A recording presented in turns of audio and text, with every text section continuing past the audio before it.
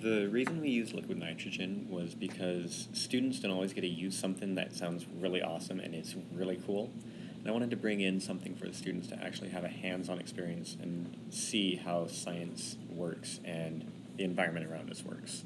Students that participated in the activity did well. They respected the fact that liquid nitrogen is a chemical that can cause harm.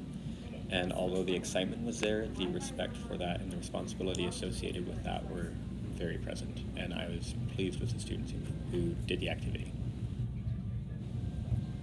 The purpose of the lesson was to teach the students how cold materials become denser, they become more compact than their hotter or warmer counterparts.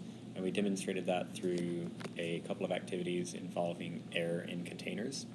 The other purpose of the lesson was to show how chemical reactions occur slower when the temperature is less. And we could show that because we saw baking soda and vinegar react, and then when we put the vinegar in liquid nitrogen and it became super cold, we saw that it reacted slower.